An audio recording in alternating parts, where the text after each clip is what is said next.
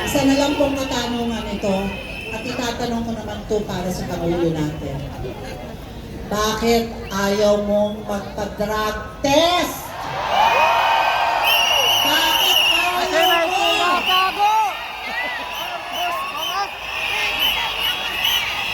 Marcos, bangag!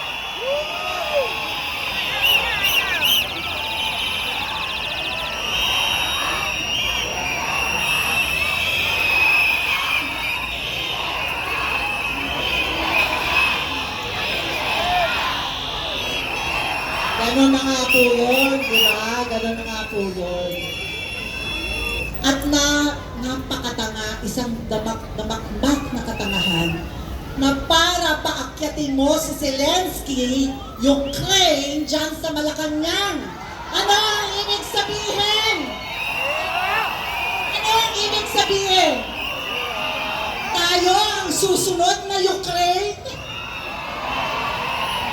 Hindi po dapat mangyari. Tayo narito para pigilan ang pwedeng mangyari.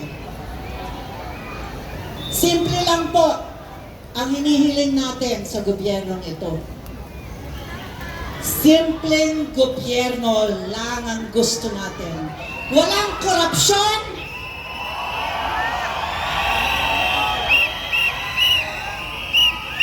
ang totoong magsisilbi sa bansa. Yan lang po ang hinihiling natin. Pero hindi po nila kayang ibigay, kaya isigaw natin, Marcos resign! Marcos resign! Marcos resign! Marcos resign! Marcos resign! Marcos resign! Marcos resign! Maraming salamat po at marami pa pong magsasalita. Maraming salamat po. Maraming salamat po, Ms. Vivian Velez, at kanya po dinadala ang modern day Gabriela. At mga kababayan, marami pa pong sektor ang magsasalita ngayong araw, kaya napakapalad po natin dahil isa sa importante kinakailangan rin natin mapakinggan mula sa boses ng ating mga senior citizens, ay makakasama po natin ngayon si Ginang Mila Uy para ating bigyang halaga ang pundasyon na kanilang itinayo sa mga susunod na ating mga senior citizens. Magandang hapon po sa inyong lahat. Marami ba dito ang mga senior citizen na katulad ko? Taas ang kamay!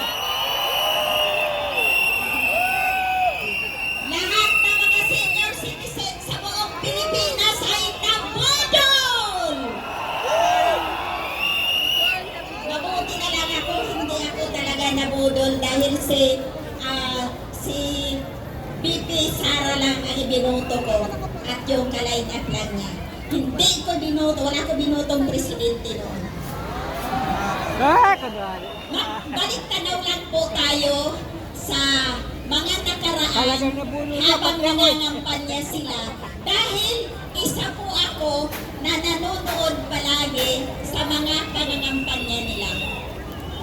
Ito po ang unang sinasabi ng ating presidente ngayon. Huwag kayo mag-alala, iboto ninyo ako dahil pag ako naging presidente o nagtutulungan ko magsasaka. Nangyari ba? Pangalawa, sabi niya, ang mga mangingisda ay bibigyan ko ng pangkabuhayan. Natupad ba? At ang sabi pa niya, lahat kayo na mga mahihirap, hindi na kayo maghihirap. Nangyari ba? At ang sabi pa niya,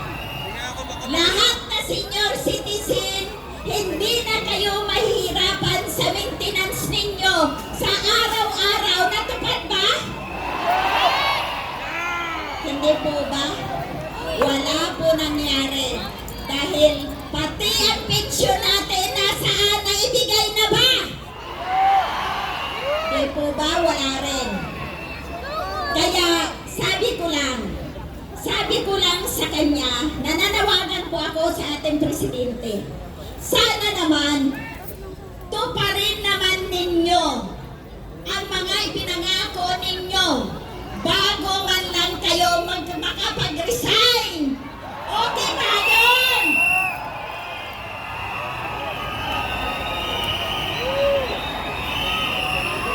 At ang kahilingan lang natin na mas nakakarami dahil tayo ang nagloglog sa kanya, tayo rin ang nag-aalis ng kapangyarihan. Okay ba sa inyo yan?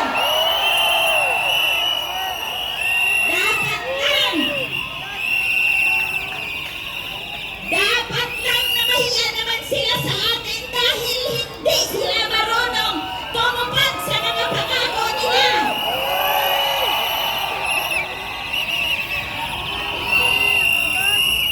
Kung marunong lang sila tumupad sa mga pinangako nila, hindi sana tayo rito, hindi sana tayo dito magkakasama-sama sa oras na ito.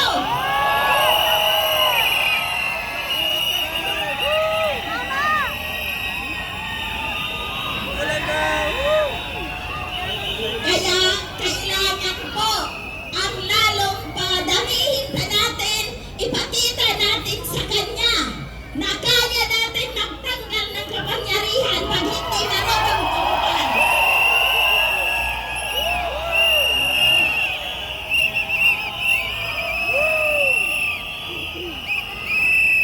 At para naman sa mga senior citizen ngayon pa lang, pagsabihan ninyo ang mga anak ninyo, apo ninyo, na makipagtulungan sila sa atin dahil tatanda na tayo ng husto, baka hindi na natin abutan ang pensyon natin.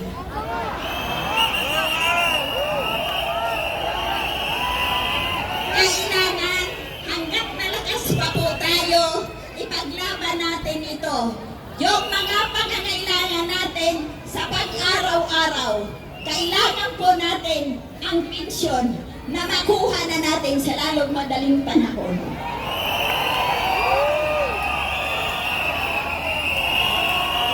Yun lang po.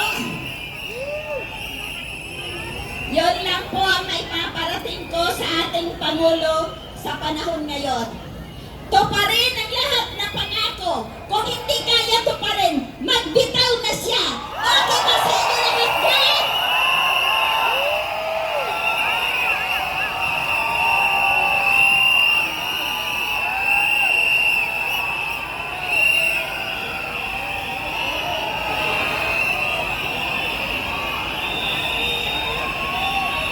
At maraming salamat po sa inyong lahat na nakikipagtulungan sa amin.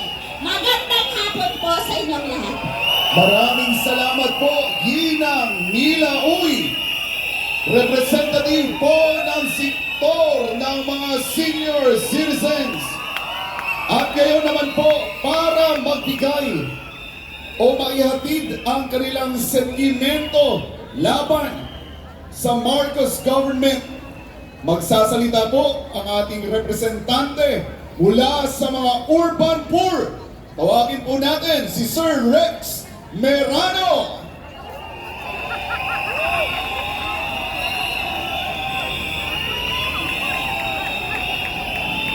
Magandang hapon po mga maiso!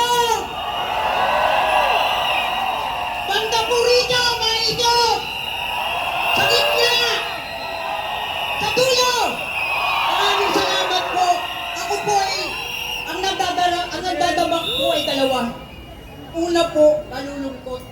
Bilang senior, bilang urban po, dapat po ako ay nagpapahinga na. Nasa bahay na po ako. Kasama ko po yung mga aking apo. Subalit bakit andito ako ngayon? Dahil yung pangako ng ating Pangulo na 20 pesos na bigas, nasaan?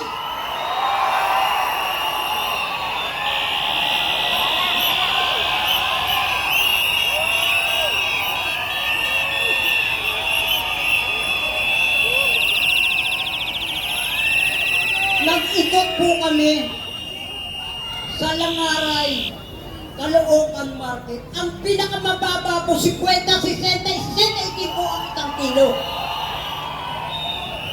Nakikot po kami sa Agora na botas